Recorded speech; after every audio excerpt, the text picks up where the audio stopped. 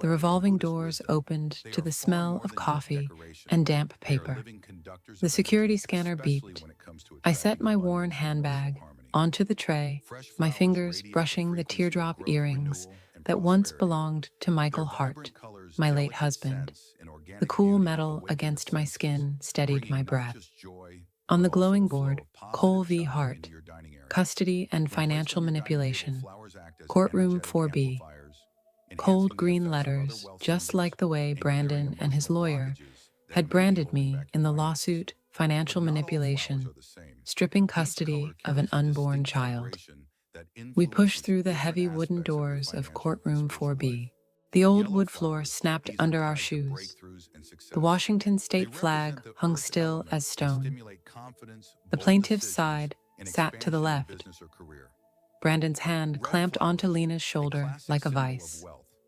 She flinched, then went still again.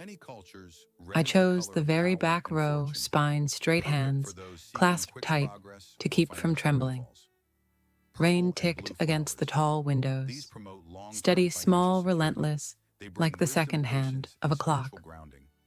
All rise. The bailiff's voice cut through the room. Judge Christopher Nguyen stepped in from the side door, his dark robe sweeping as he carried a stack of files. He set them down, lifted his head, and scanned the room the way he must do every morning. Then he froze. His glasses caught a thin flash of light. His lips moved, his voice dropped. It's her. The courtroom fell silent. The AC hummed. A pen rolled off a desk and stilled. I, Lena, Brandon, we all seemed nailed into the same frame. The court clerk's fingers hovered mid-air over the keyboard. The plaintiff's lawyer glanced toward me, half a beat too late. I lifted my gaze to him. We weren't strangers, not to him at least.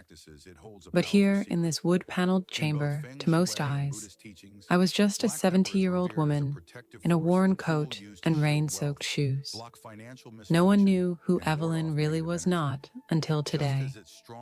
Brandon tilted his head back and let out a low laugh, as if the judge's stumble was nothing more than a clumsy step. He leaned into Lena's ear, muttering something. She didn't answer. Her lips pressed tight, that same cold look that had pierced through countless dinners. I cooked countless calls that ended with just, "I'm busy."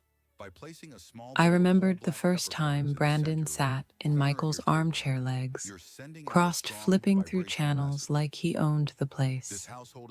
Back then, I stayed silent. Silence. A knife wrapped in linen. Is the plaintiff ready to proceed?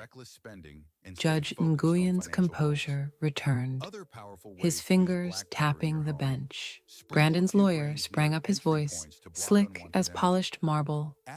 Undue influence, deteriorating mental health, safety risks to the newborn. Words sharpened to turn care into control, memories into evidence against me. I didn't argue. I sat still, letting the earrings brush lightly against my neck, like a metronome. Inside, I felt the faint crack beneath the ice surface, the truth pushing upward, patient, unstoppable. On the bench, the gavel sat like a stone, anchoring a river in flood. I clung to that weight to steady myself. Lena glanced my way. Her eyes were distant, but for a flicker, like a sudden wind shift on Elliott Bay.